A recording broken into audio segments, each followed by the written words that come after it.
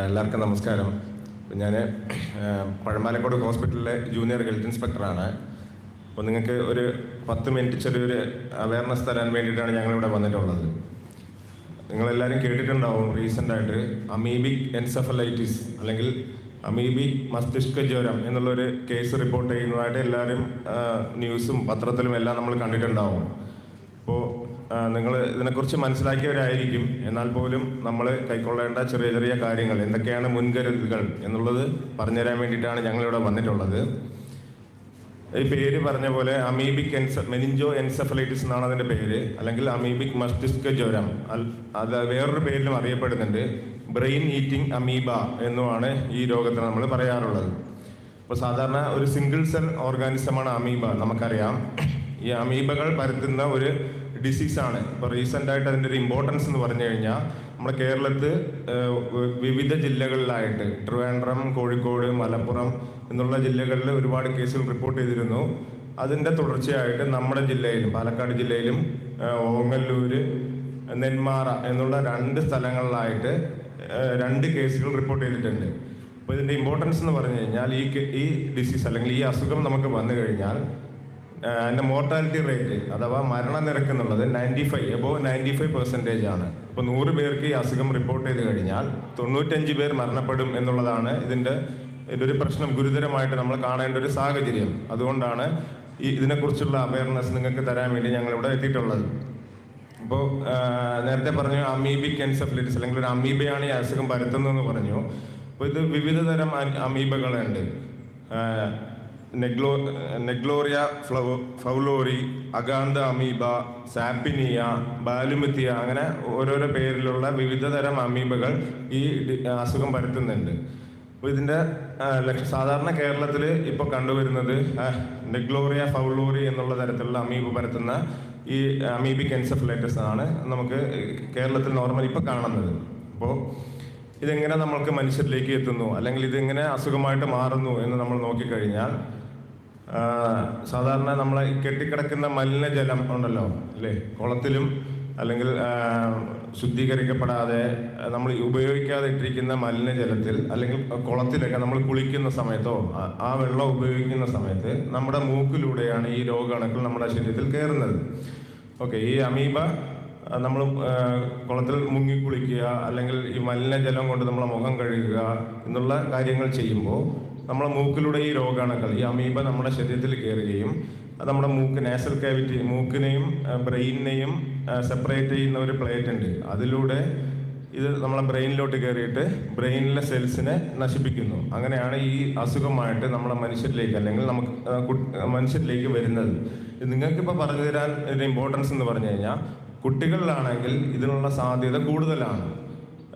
അതിൻ്റെ കാരണം നമ്മുടെ നേസൽ കാവിറ്റി ഞാനൊരു പറഞ്ഞല്ലോ, ആ നേസൽ കാവിറ്റിക്കും ബ്രെയിനിന് ഇടയ്ക്കുള്ള ആ ഒരു പ്ലേറ്റിൽ കൂടുതൽ ഹോൾസ് കുട്ടിയിലുണ്ടാവും, ഒന്നും കൂടെ സോഫ്റ്റ് ആയിട്ടായിരിക്കും.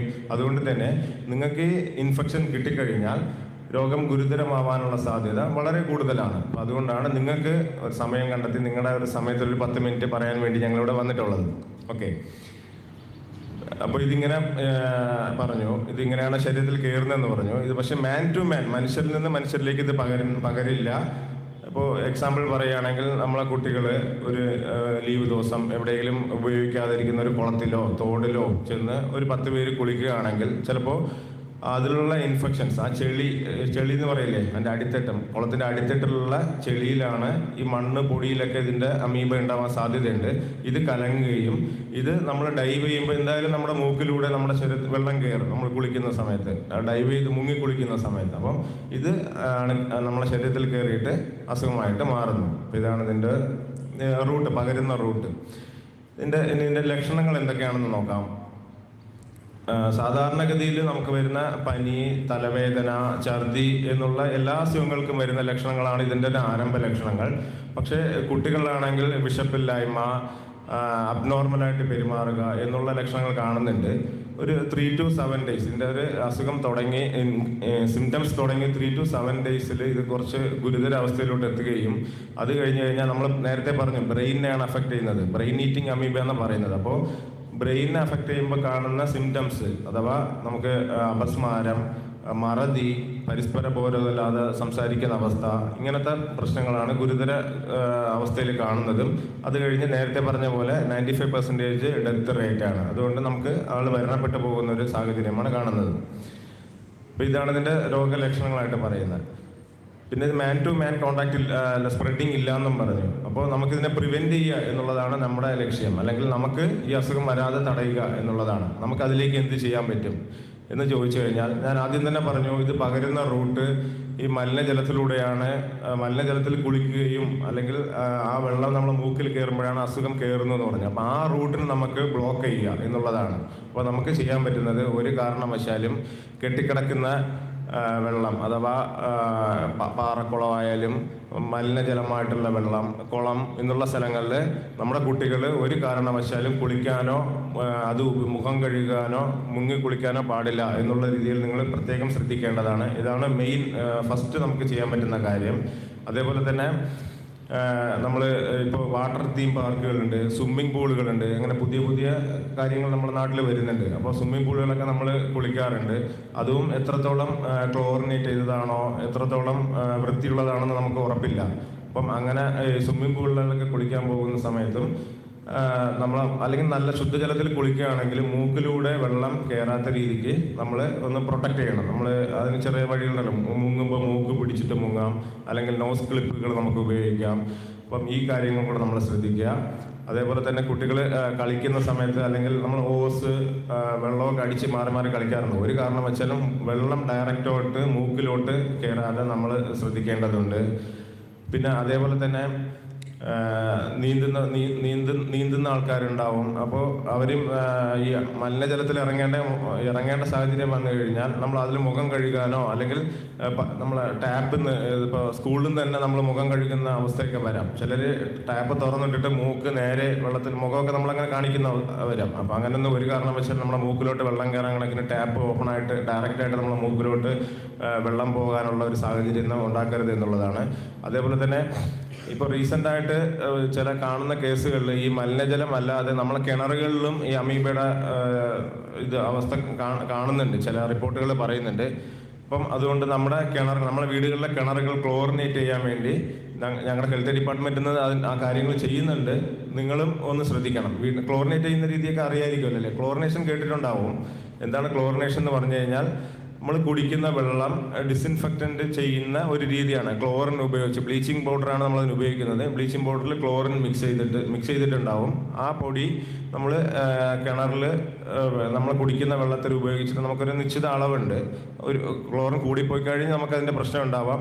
കുറഞ്ഞു പോയി കഴിഞ്ഞാലും ഈ രോഗാണുക്കളൊന്നും മൈക്രോ ഓർഗാനിസം ഒന്നും നശിച്ചു പോവില്ല. അപ്പം ഒരു അളവുണ്ട്. ആ അളവിൽ നമ്മൾ 1000 ലിറ്ററിന് 2.5 ഗ്രാം എന്നുള്ള ബ്ലീച്ചിങ് പൗഡർ ഉപയോഗിച്ചിട്ടാണ് നമ്മൾ ക്ലോറിനേറ്റ് ചെയ്യുന്നത്. നമ്മളെ വീടുകൾ പീരിയോഡിക്കലി നമ്മൾ ക്ലോറിനേറ്റ് ചെയ്യണം. അത് ഏറ്റവും ഇമ്പോർട്ടൻ്റ് ആണ്.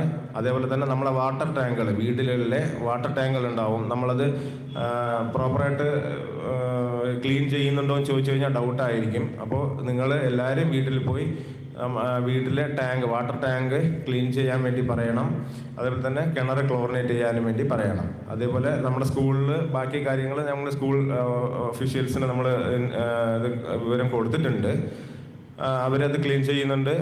സ്കൂളിലെ കാര്യങ്ങളൊക്കെ അവർ ചെയ്യുന്നുണ്ട്. വീടുകളിലാണെങ്കിൽ നിങ്ങൾ ചെയ്യുക. ലീവ് ദിവസങ്ങളിലാണെങ്കിൽ ഒരു കാരണം വെച്ചാലും വേസ്റ്റ് വെള്ളമോ അല്ലെങ്കിൽ കെട്ടിക്കിടക്കുന്ന വെള്ളമോ കുളമോ അതിൽ മീൻ പിടിക്കാനോ കുളിക്കാനോ ഒന്നും പോകാതിരിക്കുക എന്നുള്ളതാണ് ഏറ്റവും ഇമ്പോർട്ടൻ്റ് ആയിട്ട് പറയാനുള്ള കാര്യം. ഓക്കെ. പിന്നെ പനി എന്തെങ്കിലും ലക്ഷണങ്ങൾ വന്നു കഴിഞ്ഞാൽ ആദ്യം തന്നെ ഡോക്ടറെ കാണിക്കുക. അത് പറഞ്ഞു, കുറച്ച് ദിവസങ്ങൾ കൂടുമ്പോൾ പിന്നെ ചികിത്സിച്ച് കഴിഞ്ഞാൽ നമ്മളെ ബ്രെയിനിനെ അഫക്റ്റ് ചെയ്ത് കഴിഞ്ഞാൽ ഒരു റിക്കവറി തിരിച്ച് പഴയ അവസ്ഥയിലോട്ട് ഇറിവേഴ്സിബിൾ ആയിട്ടുള്ള പ്രശ്നങ്ങളായിരിക്കും നമുക്ക് ബ്രെയിനിൽ ഉണ്ടാവുന്നത്. അതുകൊണ്ട് ഇതിൻ്റെ എന്തെങ്കിലും ലക്ഷണങ്ങൾ ഉണ്ടെങ്കിൽ ആദ്യം തന്നെ ഡോക്ടറെ കാണിക്കുക എന്നുള്ളതും ഏറ്റവും ഇമ്പോർട്ടൻ്റ് ആയിട്ടാണ്. ഓക്കെ, മനസ്സിലായെന്ന് വിചാരിക്കുന്നു. Thank you.